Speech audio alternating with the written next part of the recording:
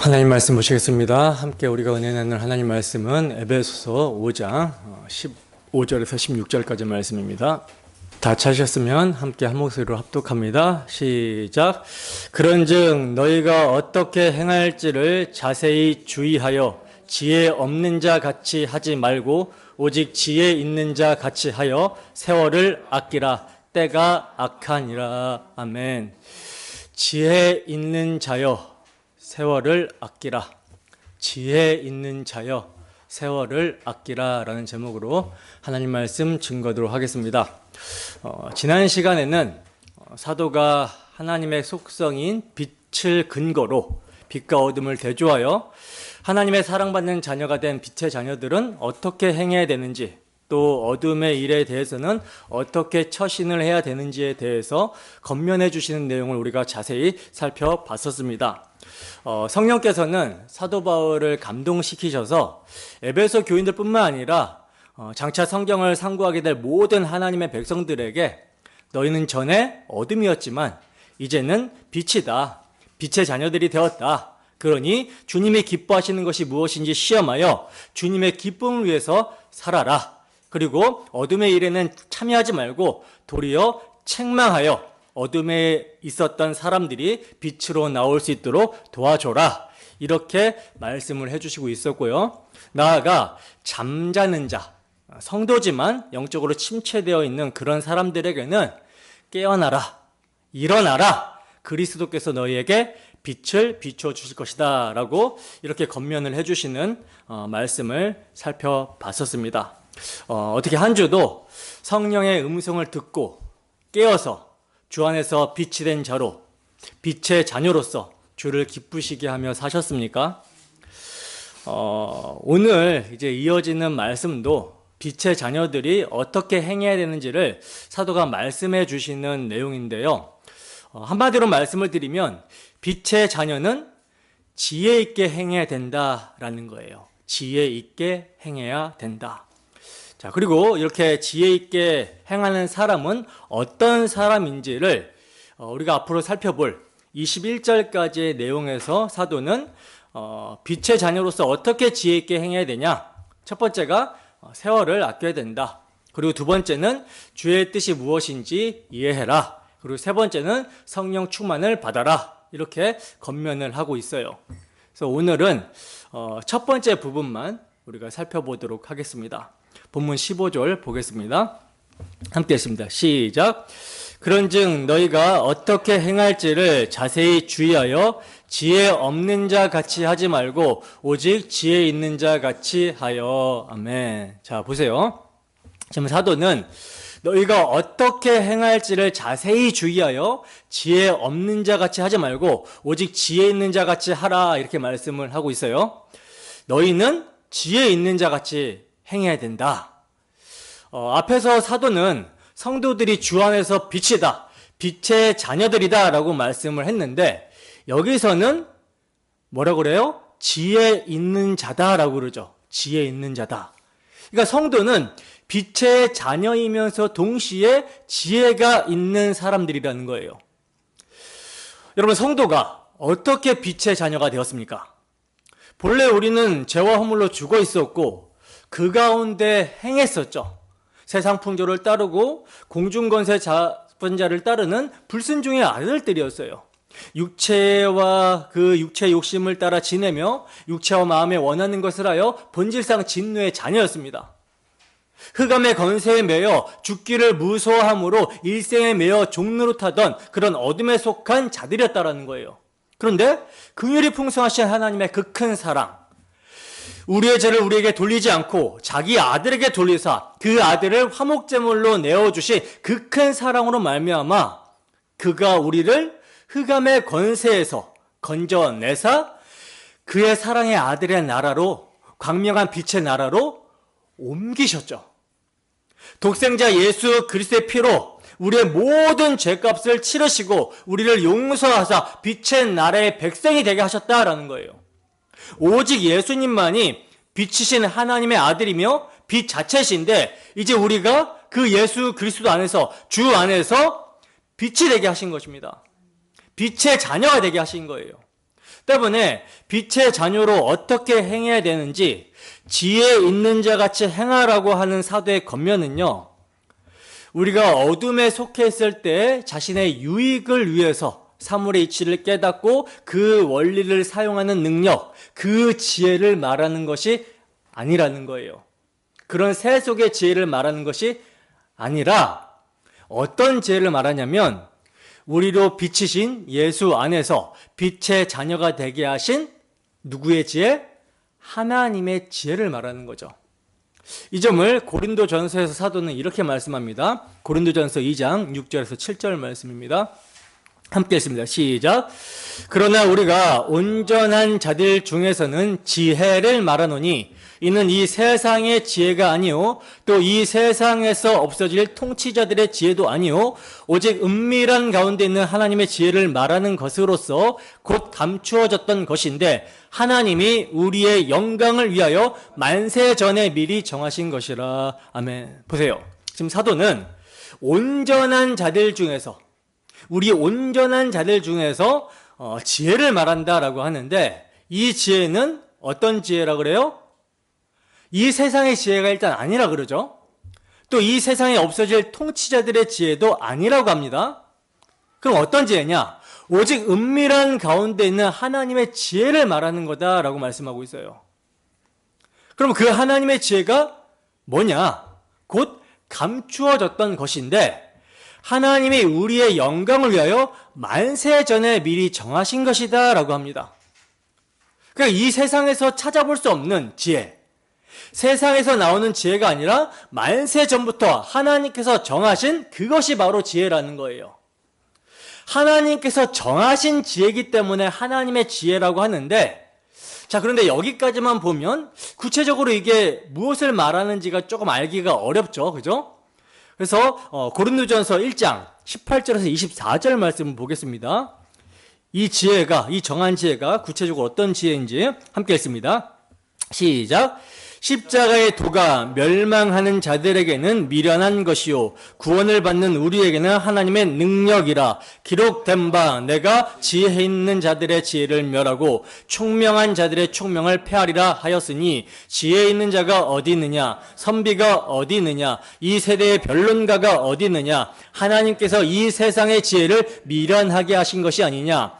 하나님의 지혜에 있어서는 이 세상이 자기 지혜로 하나님을 알지 못함으로 하나님께서 전대에 미련한 것으로 믿는 자들을 구원하시기를 기뻐하셨도다. 유대인들은 표적을 구하고 헬라인은 지혜를 찾으나 우리는 십자가에 못 박힌 그리스도를 전하니 유대인에게는 거리끼는 것이요 이방인에게는 미련한 것이로되 오직 부르심을 받은 자들에게는 유대인이나 헬라인이나 그리스도는 하나님의 능력이요 하나님의 지혜니라. 아멘. 자, 보시면, 자, 사도는 십자가의 도가 멸망하는 자들에게는 미련한 것이요 구원을 받는 우리에게는 하나님의 능력이라고 하면서 하나님이 이 십자가의 도, 세상이 볼 때 정말 미련하고 어리석어 보이는 이 전대에 미련한 것으로 세상의 지혜를 미련하게 하시고 믿는 자들을 구원하시기를 기뻐하셨도다라고 말씀을 하고 있어요. 그러니까 하나님의 지혜는 십자가의 도, 전도에 미련한 것으로 온다라는 거죠. 그래서 유대인들은 표적을 구하고 헬라인들은 지혜를 찾지만 우리는 십자가에 못 박히신 그리스도를 전한다라고 하는 거예요. 이 십자가에 못 박히신 그리스도를 전했을 때 유대인들은 아니 율법에 의하면 나무에 달린 자는 저주를 받은 자라고 했는데 어떻게 메시아가 나무에 달려 죽을 수 있느냐라고 하면서 거리껴하고, 이방인들은 아니 구원자라면 살아서 강력한 리더십으로 압제 가운데 있는 자기 백성을 구원해야지 어떻게 정치범의 사형 도구인 십자가에 죽을 수가 있느냐, 어떻게 죽은 자가 구원자가 될 수가 있느냐, 어리석다 이렇게 하지만 오직 부르심을 입은 자들에게는 유대인이나 헬라인이나 그리스도는 뭐래요? 하나님의 능력이고 하나님의 지혜라고 말씀하고 있어요.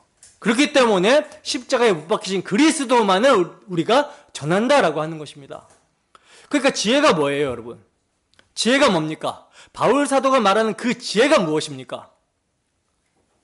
누군가가 여러분들에게 하나님의 지혜가 뭡니까? 바울 사도가 말하는 그 지혜가 뭡니까? 라고 물으신다면 여러분 어떻게 대답하셔야 돼요?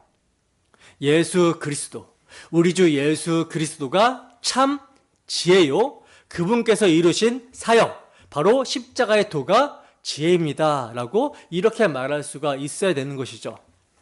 그러니까 예수님을 알지 못하고 복음을 알지 못한다면, 십자가 대속의 복음의 그 가치와 내용을 알지 못한다면 이것은 지혜 있는 자가 아니라는 겁니다.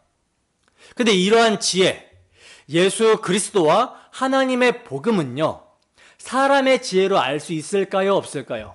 알 수가 없겠죠. 그래서 사도는 성령으로만 이 지혜를 알 수 있다, 이 지혜를 가질 수 있다라고 증거를 하고 있는 거예요. 고린도전서 2장 10절에서 12절 말씀입니다. 함께 했습니다. 시작. 오직 하나님이 성령으로 이것을 우리에게 보이셨으니 성령은 모든 것, 곧 하나님의 깊은 것까지도 통달하시느니라. 사람의 일을 사람 속에 있는 영 외에 누가 알리요? 이와 같이 하나님의 일도 하나님의 영 외에는 아무도 알지 못하느니라. 우리가 세상의 영을 받지 아니하고 오직 하나님으로부터 온 영을 받았으니 이는 우리로 하여금 하나님께서 우리에게 은혜로 주신 것들을 알게 하려 하심이라. 아멘. 보시다시피 사도는 하나님의 지혜이신 예수 그리스도와 그의 사역, 십자가의 도, 이 십자가의 도로 말미암아 하나님께서 은혜로 우리에게 주어주신 이 모든 것들은 오직 하나님의 깊은 것까지도 통달하시는 성령으로만 알 수 있다라고 말씀을 하고 있어요. 그러므로 성령의 역사로 예수님이 누구신지, 그가 무엇을 이루셨는지, 무엇을 행해 주셨는지 십자가의 도를 알고 믿는 자들이 바로 지혜 있는 사람이라는 것입니다. 그러니까 지혜 있는 사람이라는 것은 어떤 똑똑한 사람, 공부를 잘하는 사람, 처세술이 좋은 사람, 이런 사람들을 가리키는 것이 아니라 예수를 믿는 그리스도인을 가리키는 거예요. 예수를 믿고 성령이 임한 그리스도인을 가리키는 겁니다. 그리스도인은요, 빛의 자녀임과 동시에 지혜 있는 자예요. 예수 그리스도의 복음의 빛이 그들에게 비춰졌기 때문에 빛의 자녀이고, 복음의 빛이 비추어졌으니 복음을 아는 사람들이죠. 그래서 지혜로운 사람, 지혜 있는 사람이라고 이렇게 표현을 하고 있는 것입니다. 그래서 본문 앞절에서는 그리스도께서 너희에게 비추시리라 이렇게 말씀하면서 빛의 자녀들이라고 이렇게 확인을 시켜주시고, 바로 이어서 그런즉 이라는 말로 앞의 문맥을 받아서 주 안에서 빛이 된 빛의 자녀답게 어떻게 행하라? 지혜롭게 행하라. 지혜 있는 자답게 행하라. 이렇게 말씀을 해주시고 있는 것이죠. 그러므로 여러분들이 빛의 자녀라면 마땅히 지혜 있는 자녀입니다. 내가 빛을 받았지만 빛의 자녀는 빛의 자녀이긴 하지만 나는 지혜가 없는 것 같아. 이것은 성립 자체가 안 되는 거예요. 이런 말은 성립 자체가 안 되는 것입니다. 빛이 비추어졌다라는 것은요, 우리 주 예수 그리스도의 복음의 빛이 비추어졌다라는 것이고, 그 예수 그리스도께서 당신의 영, 성령으로 우리 안에서 사시기 때문에 그분을 알고 믿는 자는 다 지혜 있는 자고, 그렇게 지혜 있는 자가 되었다면 이제 지혜 있게 행동을 해야 된다라는 거예요. 합당하게. 무슨 말이냐? 예수 그리스도의 마음을 품고 그리스도와 연합된 삶을 살아야 된다라는 말입니다. 십자가의 도, 복음을 받은 자답게 그리스도의 마음과, 그리스도가 이제 우리의 주인이시잖아요. 그러면 그리스도의 기준으로 세상을 바라보고 세상에 일어나는 현상들을 판단할 수 있어야 된다라는 거예요. 그게 지혜로운 사람입니다. 그러니까 우리가 세계관이 바뀌었기 때문에 예수 그리스도의 마음을 가지고 예수 그리스도를 기준으로, 예수 그리스도는 창조주예요. 하나님이십니다. 그 하나님께서 세워놓으신 질서와 기준으로 우리가 살아가야 된다는 거예요. 그러므로 지혜 있게 행하기 위해서는 복음에 나타난 하나님의 뜻을 알고 행해야 하는 거죠. 복음을 모르면 아무리 자신이 열심히 하나님의 일을 한다라고 해도 결국은 하나님의 뜻을 모르고 한 것이기 때문에 지혜 있게 행했다라고 할 수가 없습니다. 하나님의 마음, 하나님의 뜻을 모른다면 그것이 어떻게 하나님의 일이 되겠습니까? 사도가 지혜롭게 행하라고 당부하고 있는 것은요, 성도가 세상의 발을 딛고 사는데 이 발 딛고 사는 세상이 너무나 악하기 때문에 지혜롭게 행하기가 어렵다라는 것을 생각하면서 말을 하고 있는 거예요. 세상이 천국이라면 지혜롭게 행하는 것이 전혀 어렵지가 않을 것입니다. 여호와를 경외하는 것이 지혜의 근본이라고 얘기를 하고 있잖아요, 잠언서에서. 그죠? 근데 그 여호와가 누구예요? 예수님이세요. 그러니까 예수님을 기준으로 예수님이 하시는 말씀대로 살아가는 것이 지혜롭게 사는 것인데, 세상이 천국이라면 이것이 전혀 어렵지 않을 거라는 거죠. 왜? 방해하는 것이 하나도 없으니까. 그러나 세상은 악합니다. 그래서 예수님께서도 제자들에게 말씀하시기를 내가 너희를 세상 가운데 보내는 것이 양을 이리 가운데 보내는 것 같다라고 이렇게 말씀을 하셨어요. 마태복음 10장 16절입니다. 함께 했습니다. 시작. 보라, 내가 너희를 보냄이 양을 이리 가운데로 보낸가 같도다. 그러므로 너희는 뱀같이 지혜롭고 비둘기같이 순결하라. 아멘. 여러분, 우리가 양이죠. 주님의 양이에요. 빛의 자녀들입니다. 근데 우리가 어디로 보냄을 받느냐? 우리가 뭐 산속에 고립되어 사는 게 아니라 어디로 보냄을 받냐면 어두운 세상 속으로 보냄을 받습니다. 이리떼가 우글거리는 그 이리떼 속으로 들어가게 되는 거예요. 그러니 당연히 세상에 나아갈 때 어떻게 나아가야 된다? 지혜롭고 순결하게 나아가야 된다라고 주께서 말씀해 주신 거예요.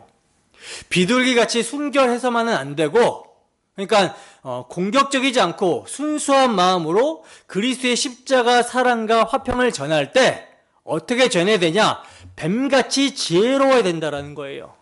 이게 무슨 말이냐면 악한 마귀의 관계를 분별할 수 있도록 정신을 차리고 깨어 있어야 된다라는 것입니다. 그리스도의 몸된 교회를 섬기며 세상 가운데 복음을 전해야 되는 우리에게 충성과 열심은 당연히 여러분 있어야 되는 것이죠. 그러나 이 충성과 열심의 동력, 동기가 여러분 중요하다라는 거예요. 다시 말해서 지혜가 있어야지만이 충성과 열심이 의미를 갖는다라는 거죠.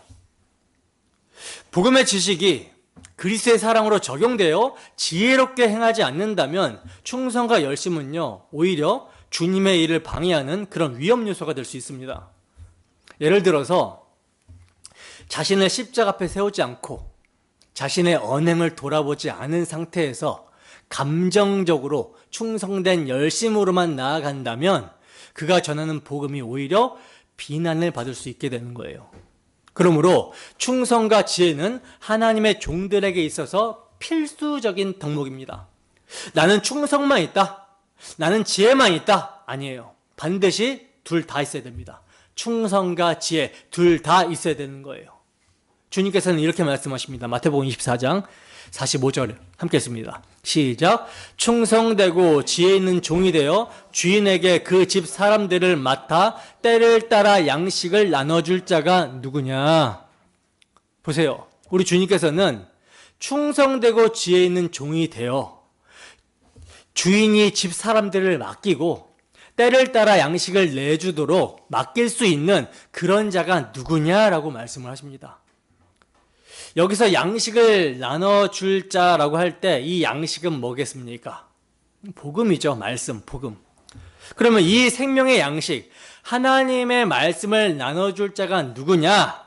누구예요? 복음 전도자예요. 복음 전도자.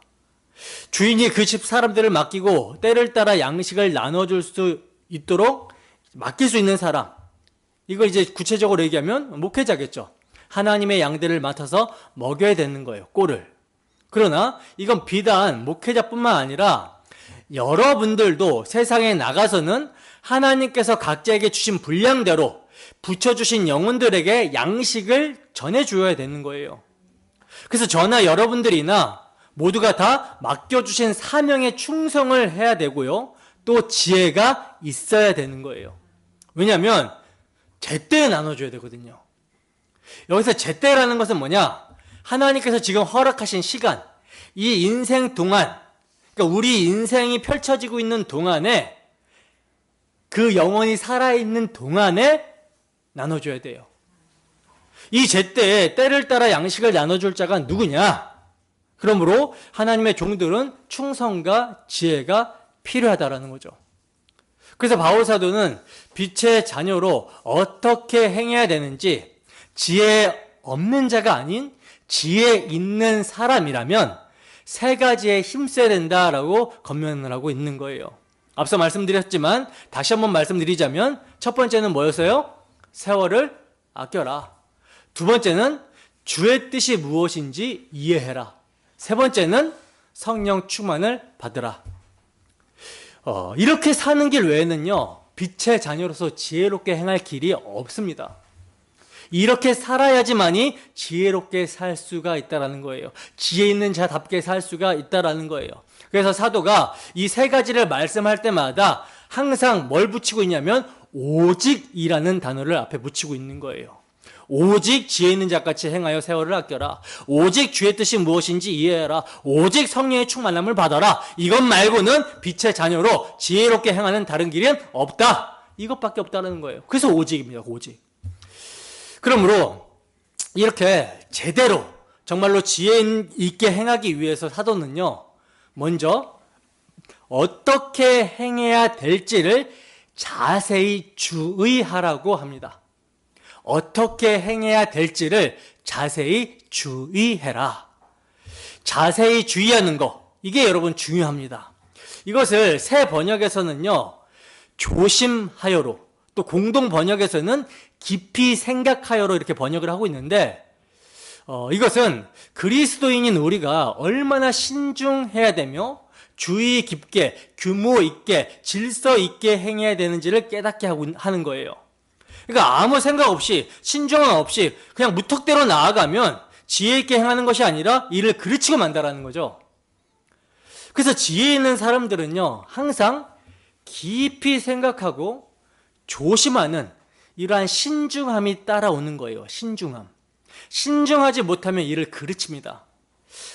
특히나 열심히 있는 사람들에게 더욱 자주 나타나는 현상인데, 교회에서나 가정 그리고 직장 등에서 열심히 일을 하지만 이 지혜가 없으면, 또 신중하지 못하면 오히려 일을 망치는 경우가 많습니다. 불화를 일으키는 경우가 많아요. 은혜를 받았다고 하면서 신중하지 못한 채 열심만 있다면 이건 참된 은혜를 받았다라고 할 수가 없는 것이죠. 하나님의 은혜는요, 우리가 정말 하나님의 은혜를 받았다면 그 은혜는 우리로 하여금 신중하게 한다라는 거예요. 디도서 2장 11절에서 12절 말씀입니다. 함께 했습니다. 시작. 모든 사람에게 구원을 주시는 하나님의 은혜가 나타나 우리를 양육하시되 경건하지 않은 것과 이 세상 정욕을 다 버리고 신중함과 의로움과 경건함으로 이 세상에 살고. 아멘. 보세요. 구원을 주시는 하나님의 은혜가 나타나서 우리를 양육하신다라고 그래요. 성도를 양육하게 되면 그 특징이 뭐냐? 경건하지 않은 것과 이 세상 정욕을 다 버리고 신중함과 의로움과 경건함으로 이 세상을 살며 복스러운 소망, 우리 주 예수 그리스도의 영광이 나타나게 되는 것을 기다리게 되는 것인데, 이게 은혜를 받은 자, 양육을 받는 성도의 특징인데, 여기에 뭐가 있어요? 신중함이 있죠. 신중함. 즉 하나님의 은혜가 임해서 성도를 양육하면 반드시 신중하게 살게 된다라는 말씀이에요. 그러니까 은혜 받은 증거, 그 증거가 뭐냐? 그가 신중한가? 그가 생각에 신중한가? 말에 신중한가? 행동에 신중한가? 이게 다 포함된다라는 거죠. 그래서 혹시 내가 열심만 있지 않은지를 한번 돌아보셔야 되는 거예요. 내가 교회를 사랑하는 열심이 있어요. 이 열심은 너무나 귀한 거죠. 너무나 복된 거죠. 그런데 신중하지 못하면 자기의 마음에는 사랑을 한다라고 하지만 결국은 그 사랑하는 교회를 해칠 수 있게 되는 거예요. 신중함은요, 성도라면 남녀노소를 불문하고 모두에게 필요한 덕목입니다. 우리가 방금 읽은 디도서 2장의 내용을 쭉 살펴보면 사도가 디도에게 바른 교훈에 합당하게 행할 것을 말하라고 하면서 늙은 남자나 젊은 여자, 젊은 남자에게 신중함을 강조하고 있어요. 신중함을 강조합니다.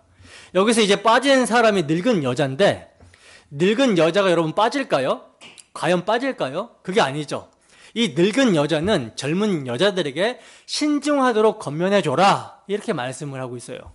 그러니까 늙은 여자는 당연히 기본적으로 신중하다라고 사도는 보고 있다라는 거죠. 전제하고 있다라는 거죠. 나이가 들었으니 좀 더 생각이 깊고 신중하지 않겠느냐. 그러니 젊은 여자들이 자주 실수하고 또 혈기가 있다 보니까 너희는 그들이 신중할 수 있도록 권면해줘라. 따라서 신중함은요, 남녀노소를 불문하고 모든 성도에게 필요한 것이죠. 만약 나이가 있는데 신중하지 않으면 이거 더 큰 잘못이에요. 이건 창피한 줄 알아야 되는 것입니다. 그래서 사도는 빛의 자녀로서 어떻게 행해야 될지를 자세히 주의하라. 어떻게 행해야 될지 자신을 신중하게 살펴보라는 거예요. 여러분, 우리는 어떤 사건이나 또 어떤 상황들이 이렇게 쭉 펼쳐졌을 때 내가 지금 여기서 어떻게 행해야 되는지 이걸 깊이 생각하고 신중하게 행동을 하셔야 되는 거예요. 어떤 사건이나 어떤 상황에서 내가 일 처리만 잘하면 되는 게 아닙니다. 내가 일만 잘 처리하면 끝나는 것이 아니라 이 일 처리를 하는 가운데 있어서 말을 실수하는 것은 없는지, 내가 또 이 일을 함에 있어서, 이 상황을 극복함에 있어서 나의 의가 드러나지는 않았는지, 하나님의 영광이 나타났는지, 그리스도께서 하실 만한 말과 행동이었는지 신중해야 된다는 거예요. 살피셔야 된다는 거예요.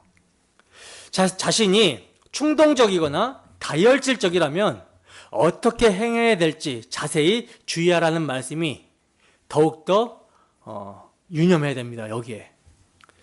또 어떤 분들은 이렇게 얘기할 수도 있어요. 저는 너무나 신중해서 열심히 없나 봐요. 근데 이거는 신중해서 그런 것이 아니라 간절함과 사모함이 없어서 열심히 없는 것입니다. 신중한 게 아니라는 거예요. 간절하고 사모함이 있으면 열심을 내게 됩니다. 신중해도 열심을 내게 되는 거예요. 그러니까 자신의 열심 없음을 또 내가 신중해서 이렇다라고 포장하지 마시고 주께서 자신을 얼마나 어떻게 사랑하셨는지 더욱더 알아가시게 되면 반드시 우리 안에 주를 향한 사모함과 열심을 드러내게 되어 있습니다. 이때 신중하게 행하시기 바랍니다. 본문 16절입니다. 함께 읽습니다. 시작. 세월을 아끼라 때가 악하니라. 아멘. 자, 보세요. 사도는 빛의 자녀로서 너희가 어떻게 행해야 할지를 자세히 주의하여 보고 신중하게 깊이 생각해서 자신을 돌아보고 지혜롭게 행하라고 말씀하고 있는데, 어떻게 하는 것이 지혜롭게 행하는 것이냐? 때가 악하기 때문에 세월을 아끼는 것이 지혜롭게 행하는 것이다 라고 말씀합니다. 여기서 세월이라는 단어가요, 카이로스, 시간이라는 의미인데, 성경에 보면 시간은 크게 두 가지 단어로 사용이 되어지거든요. 두 가지 단어. 첫 번째 단어가 크로노스라는 단어와 두 번째 단어가 오늘 본문에 나오는 이제 카이로스라는 단어인데, 크로노스는요, 역사 속에서 그냥 흘러가는 시간을 크로노스라고 자주 표현을 해요. 역사 속에서 그냥 흘러가는 시간. 그리고 카이로스는 하나님의 시간, 하나님의 때, 그러니까 하나님의 구속사건 이런 표현들을 쓸 때 이제 카이로스라는 단어를 많이 사용을 합니다. 그래서 오늘 본문에서 사도가 하나님의 때, 하나님과 관련된 시간이라는 의미의 카이로스라는 단어를 이제 사용을 하고 있죠. 그래서 세월을 아끼라 이렇게 말씀을 하고 있는데, 그러니까 이제 여기서 사도가 세월을 아끼라 이렇게 말씀을 하고 있을 때는 이건 불신자들에게 해당하는 권면은 절대로 아니라는 거예요. 사도는 지금 빛의 자녀들, 지혜 있는 자들에게 권면을 하고 있잖아요. 그러니까 어둠의 자녀들, 지혜 없는 불순종의 아들들에게 세월을 아끼라는 것이 적용이 안 되는 것입니다. 적용이 안 돼요. 그러니까 불신자들이 뭐 시간 관리를 철저하게 하면서 나는 아침형 인간으로 일찍 일어나서 자기 관리를 철저하게 하고 자기 개발을 위해서 이렇게 시간을 사용하고 또 이 시간에는 뭘 하고 저녁에는 시간을 이렇게 저렇게 활용하자라고 하는 이런 계획을 말하는 것이 아니라는 거예요. 그들과는 전혀 상관없는 성도들이 어떻게 시간을 사용해야 되는가, 이것을 말씀하고 있는 것입니다. 자, 이 세월을 아끼라는 말씀을 직역을 하잖아요. 이 단어가 이제 두 가지 단어가 합쳐진 단어인데, 카이로스라는 단어와 엑사고라조라는 단어가 합쳐져요. 엑사고라조라는 단어는 속량하다, 구속하다, 값을 주고 사다, 이런 뜻이거든요. 그러니까 직역하면 시간에 값을 주고 사라, 시간을 속량하라, 시간을 구속하라, 이런 뜻이에요. 그래서 이것을 의역하면 시간을 낭비하지 말아라, 시간을 아껴라, 시간을 잃어버리면 안 돼, 이렇게 표현이 된다라는 거죠. 자, 그럼 보세요. 이제 시간을 값주고 살아, 이게 무슨 의미냐면, 우리 주님께서는 우리의 생명을, 우리의 영혼을 무엇으로 사셨죠? 당신의 보혈로, 자기 피값으로 사셨죠. 이게 구속이잖아요. 그래서 우리의 영혼, 우리의 생명을 주님께서 당신의 피값을 주고 사셨기 때문에 우리가 살게 되었다면 우리의 시간도 누구의 것이에요? 주님이 사신 주님의 것이죠. 그래서 내 시간도 누구의 것이냐? 주님의 시간이라는 것입니다. 그러면 나의 시간은 어떻게 사야 될까? 주님의 피로 사는 것이죠. 그런데 내가 주의 피로 사는 게 아니잖아요. 그러면 나는 어떻게 시간을 살 수 있느냐? 자신의 삶을 주님이 피값으로 주고 산 생명이라는 것을 인정하고 예수님의 피를 힘입어서 예수님이 사실 만한 그런 삶을 살아가시면 되는 거예요. 그러면